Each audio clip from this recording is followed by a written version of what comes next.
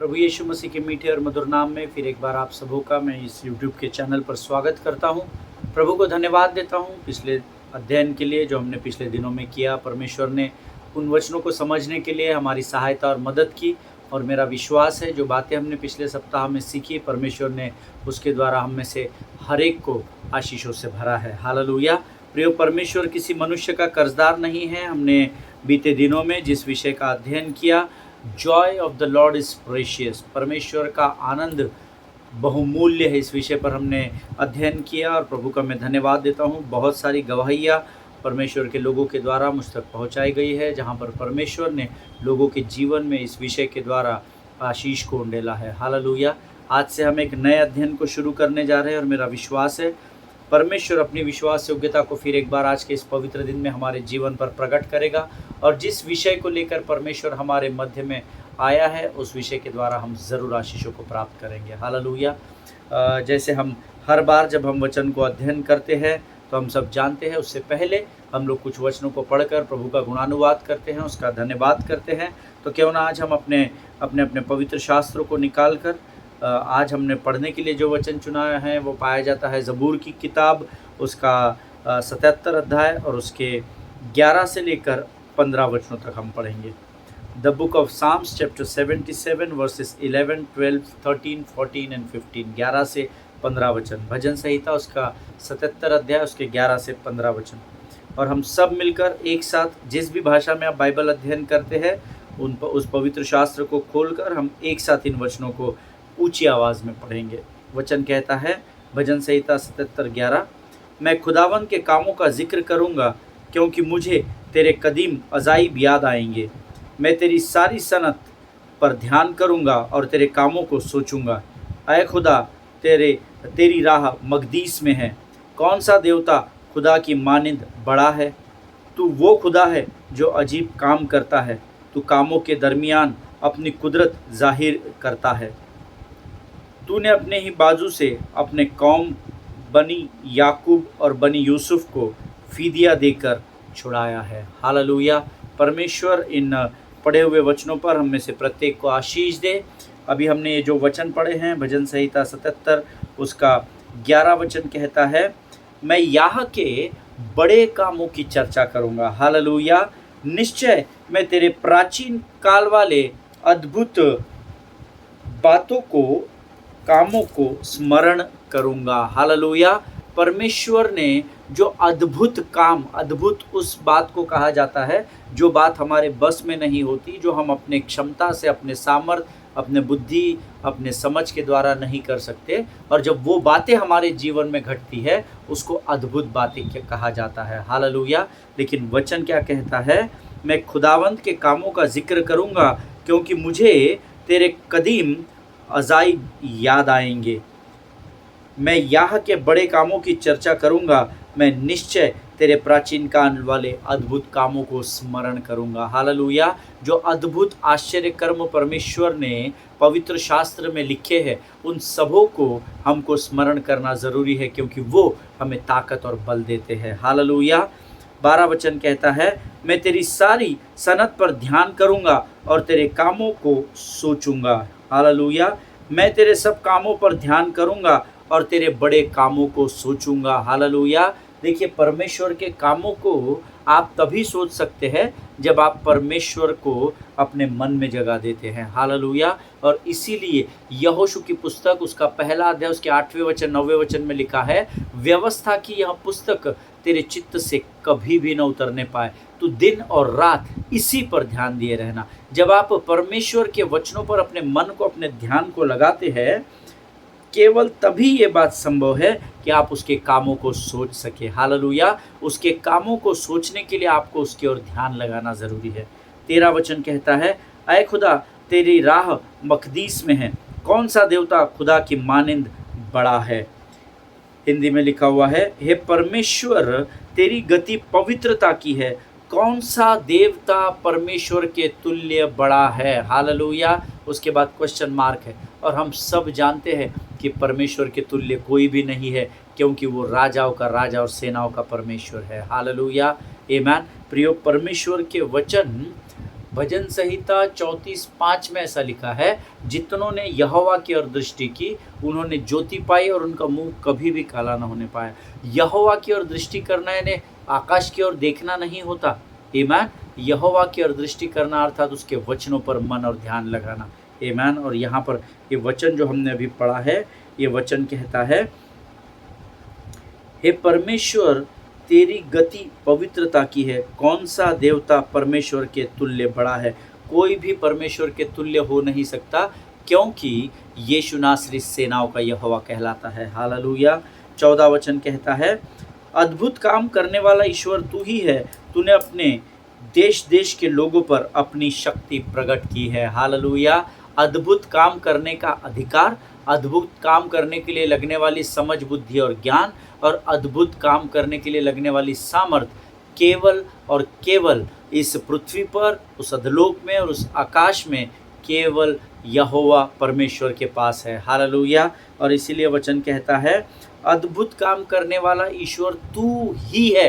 तू है ऐसा नहीं लिखा है, तू ही है का अर्थ होता है तेरे अलावा और कोई भी नहीं है। हालेलुया।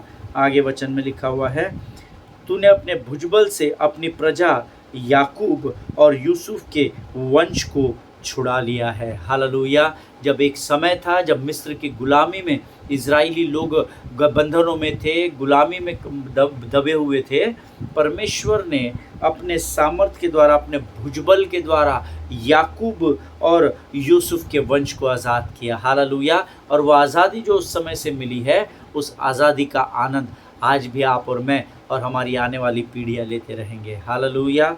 आगे का वचन कहता है,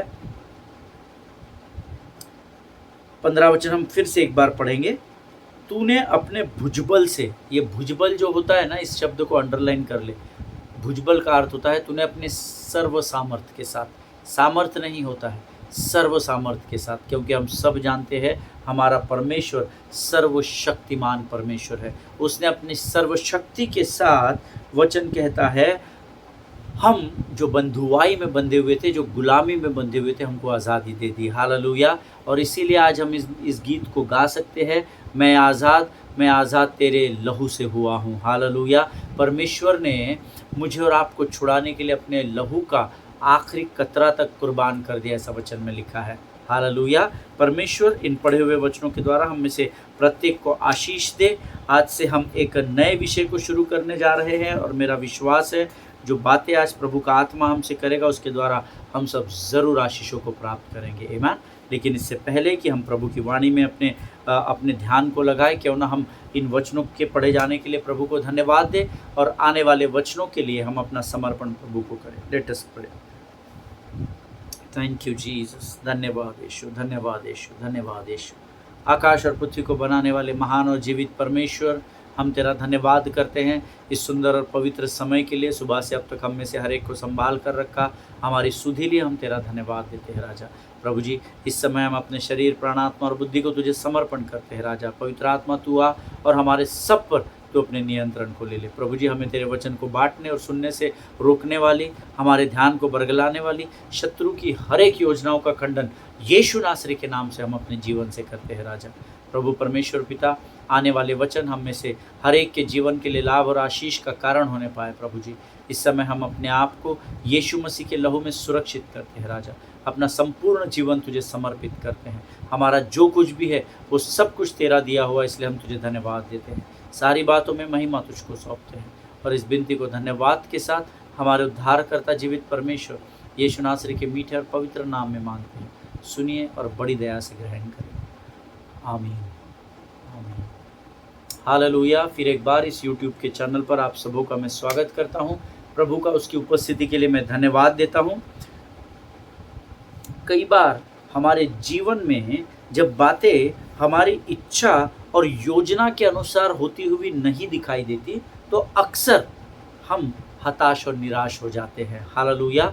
क्योंकि हमने अपने जीवन में आशीषों को पाने का, अपने जीवन की बातों को पूर्ण करने का एक समय हमने तय किया हुआ है। इतने समय में मेरे जीवन में ये बात होनी चाहिए, और जब वो बातें हमें होती हुई नहीं दिखाई देती है तो हम अक्सर हताश हो जाते हैं, चिंतित हो जाते हैं, निराश हो जाते हैं। और फिर हमारे पास दो ही ऑप्शन बचते हैं, एक या तो हम शैतान को कोसते हैं या तो हम परमेश्वर से नाराज़ हो जाते हैं। हमको लगता है परमेश्वर का ध्यान हमारी ओर नहीं है, हमको लगता है इस आशीष को मेरे जीवन में उंडेलने की इच्छा शायद परमेश्वर की नहीं है। अगर ये सोच आपकी नहीं है तो आपकी दूसरी सोच है कि शैतान मेरे जीवन में अड़ंगा डाल रहा है। हालेलुया। लेकिन आज हम ये सीखने की कोशिश करेंगे कि इन बातों पर, इन निराशाओं पर, इन चिंताओं पर हम कैसे विजय को प्राप्त कर सकते हैं। हालेलुया।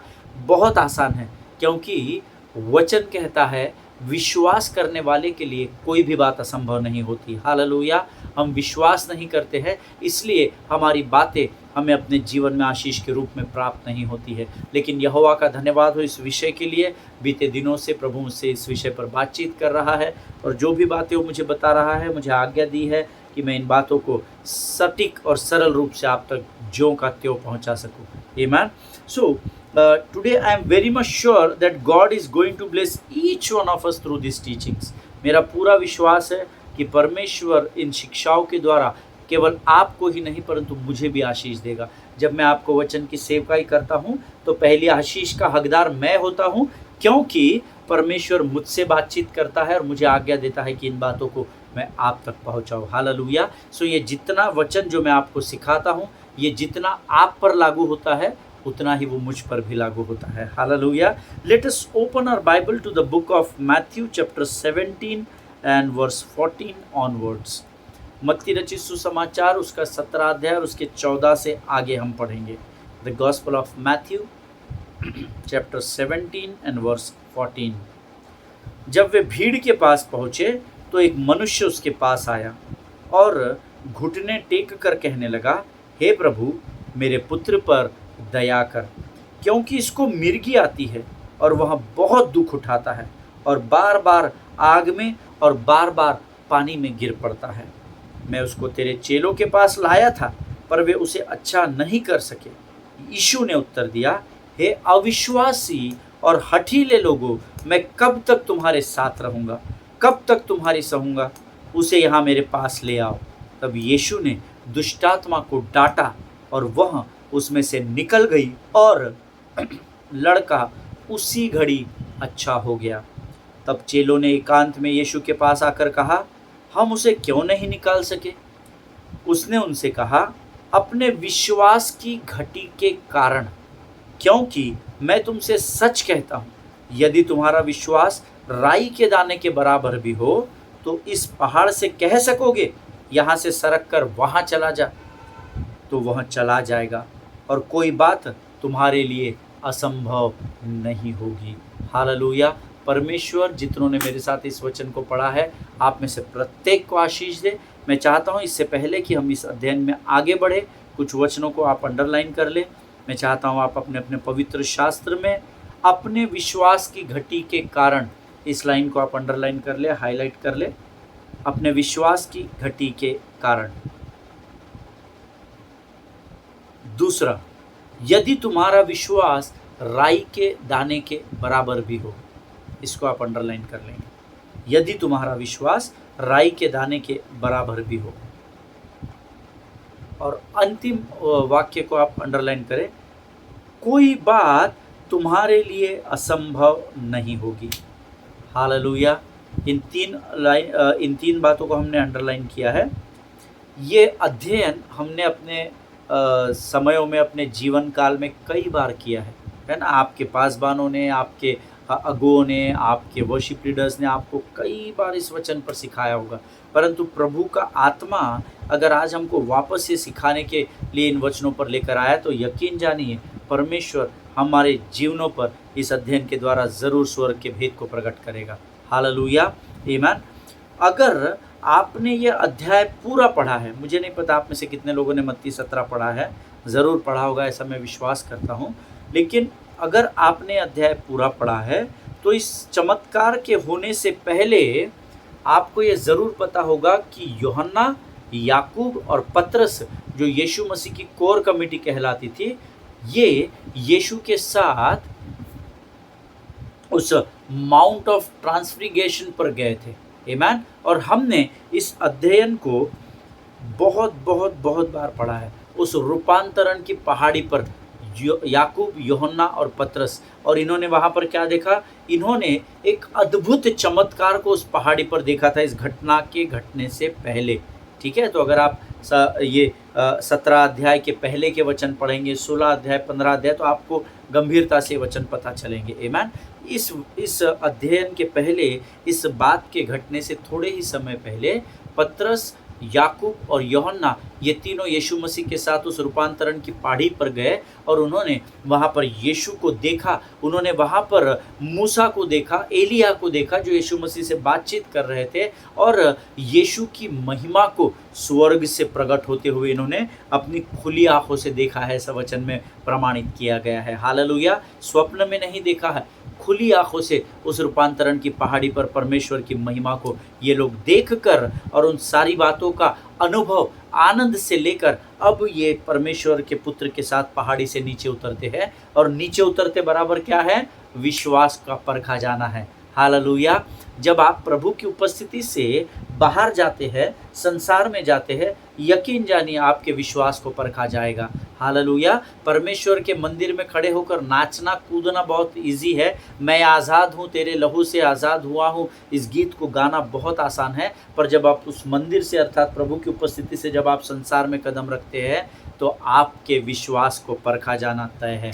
हालेलुया। अब ये तीनों लोग जो यीशु मसीह के सबसे करीबी चेले कहलाते थे, ये इतने भयंकर अद्भुत चमत्कार को देख कर आए। मूसा को देखा, एलिया को देखा, और बड़े आनंद के साथ ये सोच कर आ रहे हैं कि अब हम नीचे जाएंगे ना, तो हम बाकी बचे हुए जो 9 चेले हैं ना, हम उनको बड़ी शेखी बगारेंगे। हम उनको बताएंगे, तुमको पता है हम पहाड़ी पर गए थे तो क्या हुआ था। पता नहीं इनके मन में क्या आनंद भरा हुआ होगा, और ये सोच रहे होंगे नीचे गए बराबर हम चेलों को बताएंगे। लेकिन वचन क्या कहता है? जब वे उस पहाड़ी से उतरकर भीड़ के पास पहुँचे, तो एक मनुष्य उसके पास आया और घुटने टेक कर कहने लगा, हे प्रभु, मेरे पुत्र दया कर, क्योंकि इसको मिर्गी आती है और वह बहुत दुख उठाता है और बार बार आग और पानी में गिर पड़ता है। मैं उसको तेरे चेलों के पास लाया था, पर वे उसे अच्छा नहीं कर सके।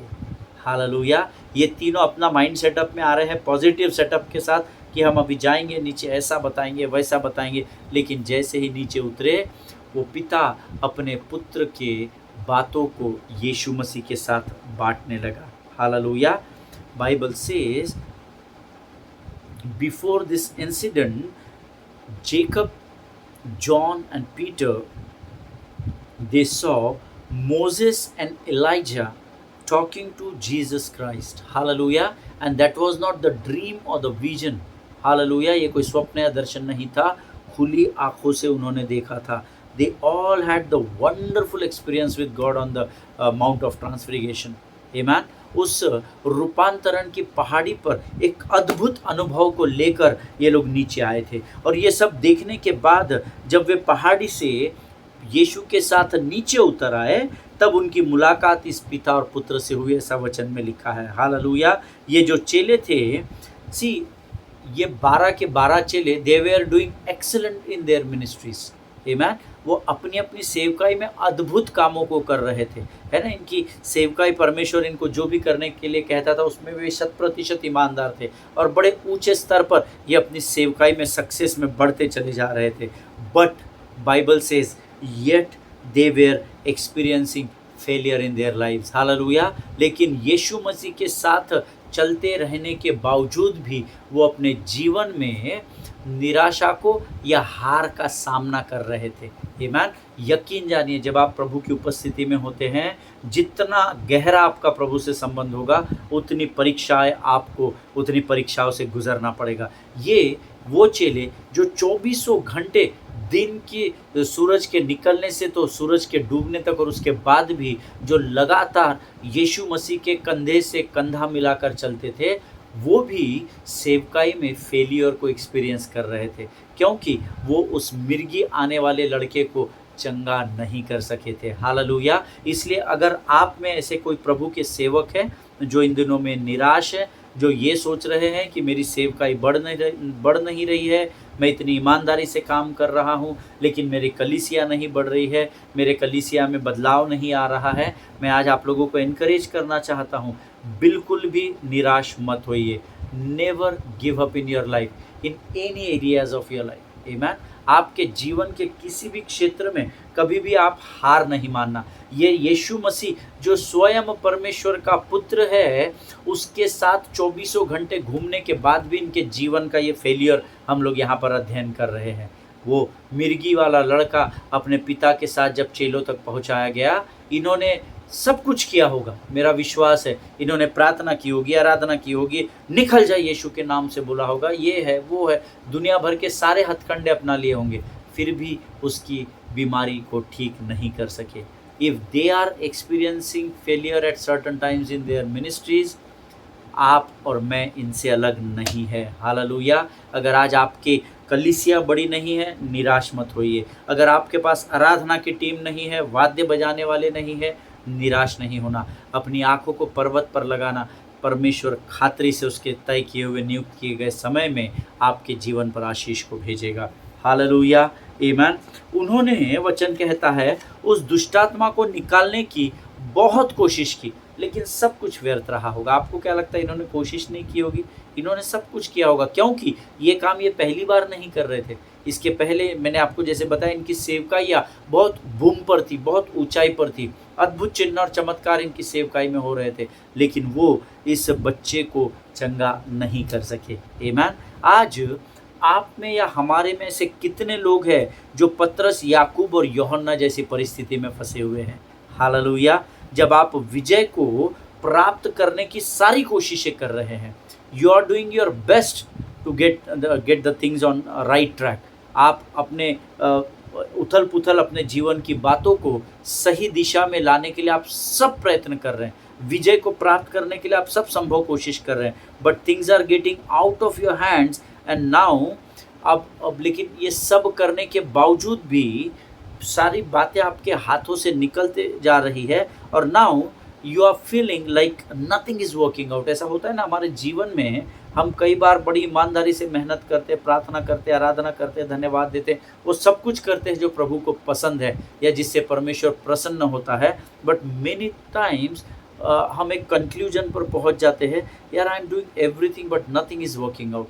मैं बहुत कोशिश कर रहा हूँ पर मेरी कोई भी कोशिश काम में नहीं आ रही है। या समटाइम्स वी आस्क क्वेश्चन, हम अपने आप को प्रश्न पूछते हैं, why it is happening in my life, मेरे ही जीवन में ऐसा क्यों हो रहा है?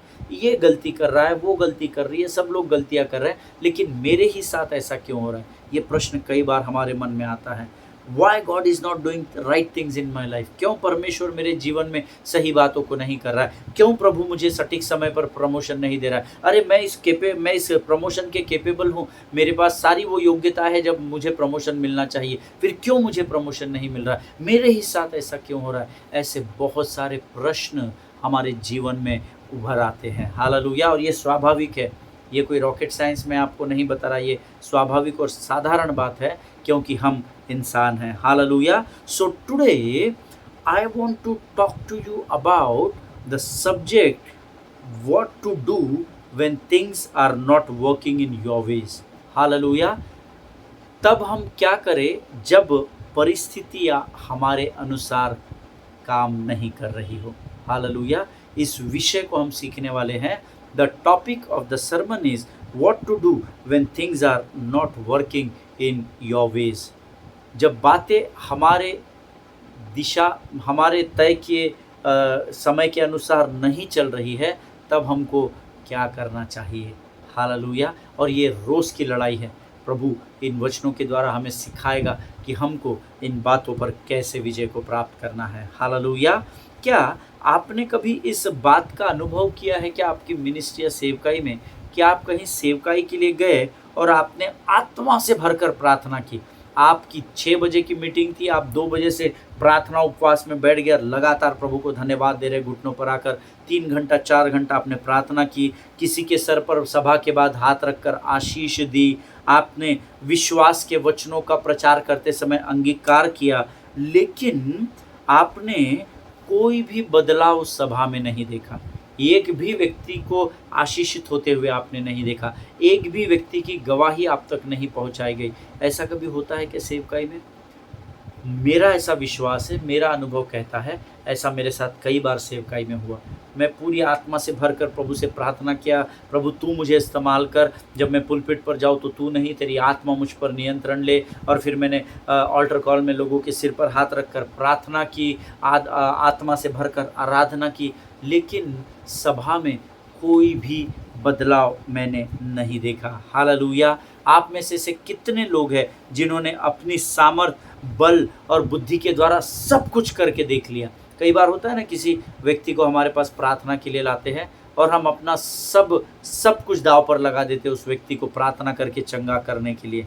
बट ऐसा होता है बहुत बार, but we could not see any changes, हम कोई भी बदलाव उस व्यक्ति के जीवन में उस समय होता हुआ नहीं देखते हैं। हालेलुया! How many of you have dreams that are not fulfilled yet? आमीन। अगर आपने ऐसे कुछ स्वप्न या दर्शन देखे हैं जो अब तक पूरे नहीं हुए हैं, तो आप जिस भी स्थान पर इस वचन को सुन रहे हैं वहाँ पर आमीन कहिएगा। आमीन। How many of you believed in God but things that have not showed up yet? आमीन। आप में से कितने लोग हैं किसी परिस्थिति से उभरने के लिए आपने परमेश्वर पर विश्वास किया, लेकिन अभी भी आप उसी परिस्थिति में फंसे हुए हैं? फॉर एग्जाम्पल, अगर आप कुछ वर्षों से शरीर में बीमार है, कमज़ोर है, आप में से कितने लोग हैं आपने इतने वर्षों से ये विश्वास रखा कि प्रभु यहोवा राफा है और मुझे ज़रूर चंगा करेगा, लेकिन अभी तक आपके शरीर में कोई भी बदलाव नहीं हुआ? अगर आप उस कैटेगरी में हैं तो आप जिस भी स्थान पर है आप आमीन कहें। मैंने क्यों आपको आमीन कहने के लिए कहा, ये मैं आपको बाद में बताऊंगा। हालेलुया! प्रियो, कई बार हम सोचते हैं मैंने ऐसा भी कर लिया, मैंने वैसा भी करके देख लिया, मैंने प्रभु के वचन पर भी चल कर देख लिया, मैंने प्रभु से विद्रोह करके भी देख लिया, सब तरीके अपना लिए, still why is God not answering me now? Lord you tell me what should I do now? आमीन। ऐसी परिस्थितियों में आपका मुझे पता नहीं, लेकिन मैं कई बार ऐसी दुविधाओं में फंसता हूँ। हालेलुया! जहाँ पर मैं प्रभु से वार्तालाप, बातचीत करता हूँ, प्रभु तूने ये करने के लिए कहा, मैंने ये किया, तूने मुझे प्रचार करने के लिए कहा, मैंने प्रचार किया, तूने मुझे कहा अपना अभिषेक बेचना नहीं, मैंने सेंतमैन तुझसे पाया, सेंतमैन दिया, फिर भी प्रभु कुछ बदलाव नहीं हो रहा है। अब तू ही मुझे बता कि मैं क्या करूं? और ये वो समय होता है जब शत्रु हमें धीरे धीरे निराशा और उदासी की ओर लेकर बढ़ने लगता है। हालेलुया! आमीन। ऑलवेज रिमेंबर, हमेशा इस बात को स्मरण रखें, परमेश्वर किसी भी मनुष्य का कर्जदार नहीं है, लेकिन वो चाहता है कि हम धीरज को थाम कर रहें। हालेलुया! विश्वास की ढाल को लेकर स्थिर खड़े रहना ऐसी प्रभु की आज्ञा है। तलवार चलाना नहीं लिखा है, स्थिर खड़े रहना। और स्थिर खड़े रहने के लिए धीरज की ज़रूरत होती है, पेशेंस की ज़रूरत होती है। हालेलुया! एक पास्टर, परमेश्वर के एक बड़े महान सेवक है पास्टर डॉन मोइन, उनके बहुत सारे अद्भुत गीत हैं जिन्होंने लोगों के जीवनों को बदल कर रख दिया। उनका एक गीत है, where there seems to be no way God will make a way. हालेलुया! जब आपको आपके जीवन में कोई भी मार्ग नहीं दिखेगा, अर्थात सब कुछ बंद दिखाई देगा, धीरज थामना, क्योंकि परमेश्वर स्वयं आपके लिए मार्ग बनेगा। हालेलुया! आमीन। प्रियो, आज हम इस अध्ययन को यहीं पर समाप्त करेंगे, कल हम यहीं से आगे के अध्ययन में बढ़ेंगे। मेरा विश्वास है आज जो बातें हमने सीखी है, परमेश्वर ने ज़रूर उसके द्वारा आपसे बातचीत की है, आपको आशीष दी है, ऐसा मैं विश्वास करता हूँ। और ये समय है जब हम आज के इन वचनों के लिए परमेश्वर का धन्यवाद दें। आइए इस समय हम अपनी आंखों को बंद करें और धन्यवाद की प्रार्थना करें। धन्य यीशु नाम, धन्य यीशु नाम, धन्य यीशु नाम। आकाश और पृथ्वी के महान और जीवित परमेश्वर, हम तेरा धन्यवाद देते हैं इस सुंदर और पवित्र समय के लिए, इन वचनों के लिए राजा।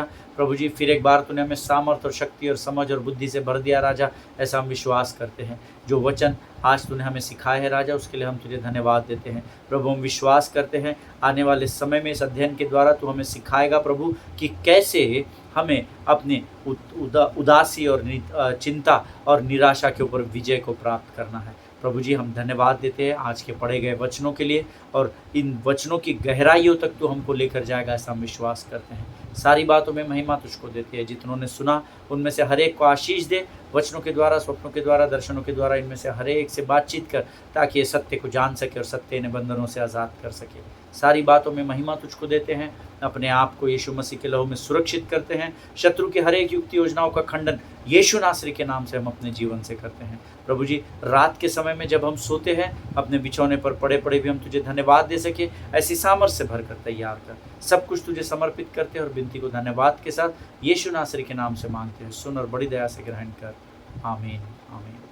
हालेलुया। परमेश्वर आपको इन वचनों के द्वारा बड़ी बरकत और बड़ी आशीष दे। इजराइल के लिए प्रार्थना करते रहें, भारत देश के लिए प्रार्थना करें, अपने पासबानों के लिए, उनके परिवारों के लिए ज़रूर प्रार्थना करें, एक दूसरे के लिए प्रार्थना करते रहें। हम कल एक बार फिर मिलेंगे, तब तक स्वस्थ रहें, सुरक्षित रहें। सभी को जय मसीह की। God bless you all.